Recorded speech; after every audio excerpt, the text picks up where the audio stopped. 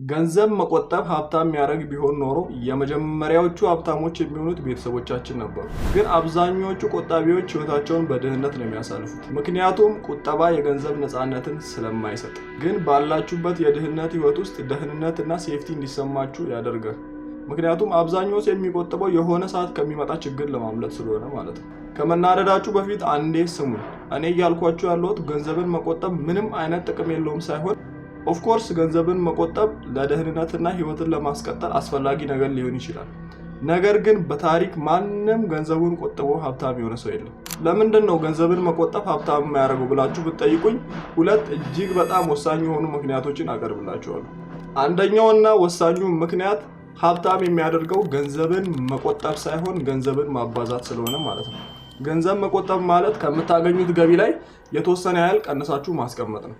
ገንዘብን ማባዛት ማለት ደግሞ የምታገኙትን ገቢ ሌላ የገቢ ምንጮችን ለመፍጠር ስትጠቀሙት ገንዘብ ማባዛት ይባላል። ስለዚህ ሀብታም የሚያደርገው ገንዘባችሁን ማስቀመጥ ሳይሆን ገንዘባችሁን ማባዛት ነው። ሁለተኛውና እጅግ በጣም ወሳኝ የምለው ምክንያት ደግሞ እንደዚህ እጅግ በጣም ኑሮ እየተወደደ ባለበት ሰዓት ገንዘባችሁን ብታስቀምጡ የኑሮ ኢንፍሌሽኑ በሚጨምርበት ጊዜ ገንዘብ ደግሞ የመግዛት አቅሙ ስለሚቀንስ በዛውም ልክ እናንተ ባንክ ውስጥ ያስቀመጣችሁት ገንዘብ የመግዛት አቅሙ በዛ ልክ ይወርዳል ማለት ነው። ይሄን በቀላል ምሳሌ ላስረዳችሁ። አሁን ከተወሰኑ ዓመታት በፊት እንደምታውቁት 1000 ብር በጣም ትልቅ ቫልዩ ያለው ብር ነበር አይደል? መሬቱ ላይ ይገዛ ነበር። ግን አንድ ሰው በዛ ሰዓት ያለ አንድ ሰው 1000 ብር እጅግ በጣም ብዙ ነው ብሎ አስቦ ያንን ብር ሴቭ ቢያደርገውና አሁን ላይ ቢደርስ 1000 ብር ምን ያህል አሁን ደግሞ ርካሽ እንደሆነ ታውቃላችሁ። የዛኔ መሬት የሚገዛ 1000 ብር አሁን ቢቀመጥ አይደለም መሬት አንድ ትንሽ ዕቃ እንኳን መግዛት አይችልም። ለዚህ ነው ብር ስታስቀምጡ እና ኑሮ ውድነት ሲጨመር ባንክ ውስጥ የምታስቀምጡት ወይም የምትቆጥቡት ገንዘብ ኢንፍሌሽን በጨመረ ቁጥር የመግዛት አቅሙን ስለሚቀንስ እየከሰራችሁ ነው የምትሄዱት። ለዚህ ነው ገንዘብን ከመቆጠብ ይልቅ አባዙት እያልኳችሁ ያሉት። አውቃለሁ አብዛኛው ቦታ ትምህርት ቤቶች፣ ባንኮች ገንዘባችሁን እንድታስቀምጡ እንደሚመክሯችሁ። ነገር ግን አንደኛ ትምህርት ቤቶች ራሳቸው ፋይናንሻል ፍሪደምን እንዴት ማግኘት እንደምትችሉ አያስተምሩ፣ ሁላችንም እንደምናውቀው ማለት ነው። ባንኮችም ቢሆን ደግሞ ለራሳቸው ቢዝነስ ነው። የእናንተን ብር ሴቭ ስታደርጉ እነሱ ደግሞ ያንን ብር ኢንቨስት አድርገው ለራሳቸው ቢዝነስ ስለሚጠቀሙት ነው ሴቭ እንድታደርጉት የሚነግሯችሁ ማለት ነው። ታዲያ ምንድን ነው ትክክለኛ የገንዘብ ነፃነትን ሊሰጡን የሚችሉ ነገሮች ብላችሁ ከጠየቃችሁኝ 3 እጅግ በጣም ትልልቅ የሆኑ ሚስጥሮችን አወጣለሁ። ከእናንተ የሚጠበቀው ቪዲዮን እስከ መጨረሻው ማየታችሁ ነው። ለዚህ ቻናል አዲስ ለሆናችሁ ደግሞ እኔንም ለማታውቁኝ ኪሩቤል ግርማ እባላለሁ። ስለ ገንዘብ ማወቅ፣ ስለ ገንዘብ መረዳት እንዲሁም ሁሌም ራሳችሁን ማሻሻል የምትወዱ ሰዎች ከሆናችሁ ይህንን ቻናል ሰብስክራይብ ማድረጋችሁን እርግጠኛ ሆኑ። ምክንያቱም ይህ ቻናል ሁሌ ራሳችሁን እንድታሻሽሉና እንድትጠቅሙ ጠቃሚና አስተማሪ የሆኑ ቪዲዮችን ይዤ ስለምመጣ ሰብስክራይብ ማድረጋችሁን እንዳትረሱ። ትክክለኛ የገንዘብ ነፃነትን ሊሰጧችሁ የሚችሉ ነገሮች በ3 ፒላሮች ከፍዬላችኋለሁ። የመጀመሪያው ፒላር ኢንካም ግሮዝ ይባላል። ይሄ ገቢያችሁን ማሳደግ ማለት ነው። በዚህ ስር 3 ነገሮች አሉ። የመጀመሪያው ምንድነው? በዚህ ሰዓት እንደምታውቁት ዲግሪ ምናምን ዋጋ የለውም። ከዛ ይበልጥ በጣም ተከፋይ የሆኑና በጣም ዲማንድ ያላቸው ተፈላጊነት ያላቸው ስኪሎች አሉ።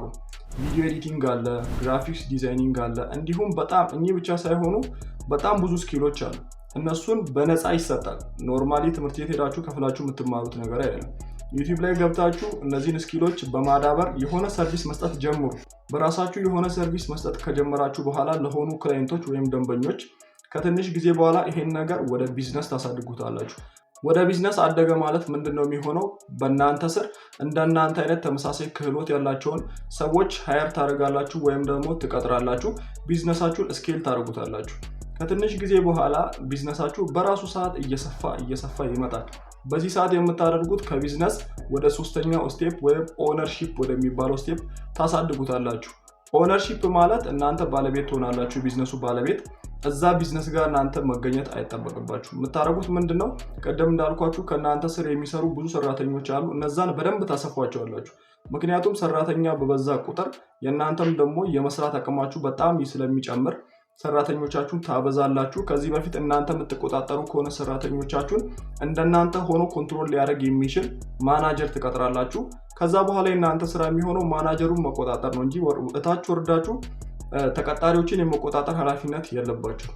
ከዛ በኋላ በጣም ደስ የሚለው የቢዝነስ ጎኑ ምንድነው? እዛ ድርጅት ውስጥ እናንተ መገኘትም አይጠበቅባችሁም። ኦሬዲ አንድ ሲስተም ስለሰራችሁ ማናጀር ይቆጣጠራችኋል። ስራው ይሰራል፣ ወደ እናንተ ደግሞ ገንዘብ ይመጣል። እናንተ ግን እዛ ድርጅት ውስጥ ምንም አታደርጉ። አይታችሁም ከሆነ አብዛኛው ድርጅት ትልልቅ ድርጅቶች ስትሄዱ ባለቤቶቹ አይኖሩም።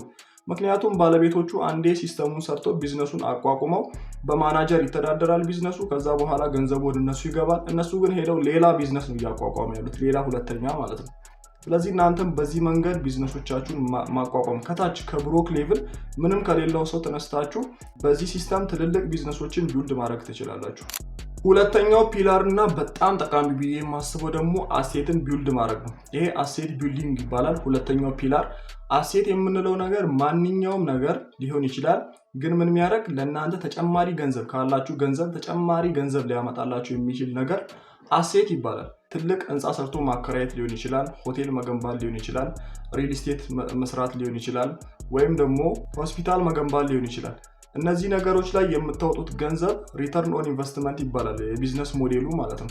ሪተርን ኦን ኢንቨስትመንት ማለት አንዴ ገንዘባችሁን ኢንቨስት ታደርጋላችሁ፣ ትንሽ ጊዜ የሰሩና የራሳቸውን ዋናቸውን ከከፈሉ በኋላ ሙሉ በሙሉ ለእናንተ ፕሮፊት የሚያመጡላችሁ ነገሮች ላይ ኢንቨስት ስታደርጉ ሪተርን ኦን ኢንቨስትመንት ይባላል። ማለትም ኢንቨስት ያደርጋችሁት ገንዘብ መልሶ ለራሳችሁ ፕሮፊት ያመጣላችኋል ማለት ያ ፕሮፊቱ ሪተርን ኦን ኢንቨስትመንት ይባላል። ስለዚህ ገንዘባችሁን ኢንቨስት ማድረግ ያለባችሁ አሴቶቻችሁን ማስፋት ላይ ነው።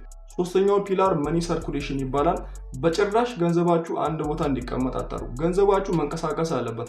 ምክንያቱም ገንዘብ ሲንቀሳቀስ ነው፣ ሲገላበጥ ነው ሌላ ገንዘብን ሊያመጣ የሚችለው። አንድ ቦታ የተቀመጠ ገንዘብ ዋጋው እየወረደ ከመሄድ ውጭ የተለየ ምንም ያመጣው ነገር የለም። ስለዚህ ገንዘባችሁን እንዳልኳችሁ ኢንቨስት አድርጉ።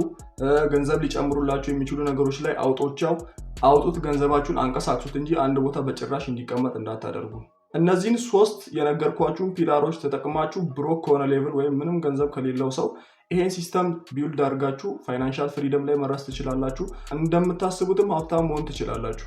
ምርጫው የእናንተ ነው። ገንዘባችሁን ባንክ መቆጠብ፣ ያለምንም ቫልዩ ማስቀመጥ፣ ወይም ደግሞ ገንዘባችሁን ያላችሁን ገንዘብ ተጠቅማችሁ ገንዘባችሁን በማባዛት ትልቅ የሆነ ፋይናንሻል ፍሪደምን ማግኘት። የእናንተ ምርጫ የቱ እንደሆነ ኮመንት ላይ ድሮፕ አድርጉልኝ፣ እየገባው አያለሁ። እንዲሁም ደግሞ በዚህ ቪዲዮ የተለያየ አስተያየት ያላችሁ ሰዎች ልትኖሩ ትችላላችሁ። ከታች ኮመንት ላይ ጻፉልኝ፣ ሀሳብ አስተያየታችሁን አነበዋለሁ። አይኖ ከዚህ ቪዲዮ በጣም ትልቅ ነገር እንደተጠቀማችሁ፣ እንደዚህ አይነት ምርጥ አስተማሪ የሆኑ ሊረዷችሁ የሚችሉ ቪዲዮዎችን ይዤ ስለምመጣ አሁንም ይህን ቻናል ሰብስክራይብ ማድረጋችሁን እንዳትረሱ፣ ላይክ አድርጉ። ቤተሰብ ሁኑ። በጣም ጥሩ ቪዲዮዎችን አመጣለሁ ወደፊትም። ቀጣይ በምርጥ ቪዲዮ እስክንገናኝ መልካም ሳምንት።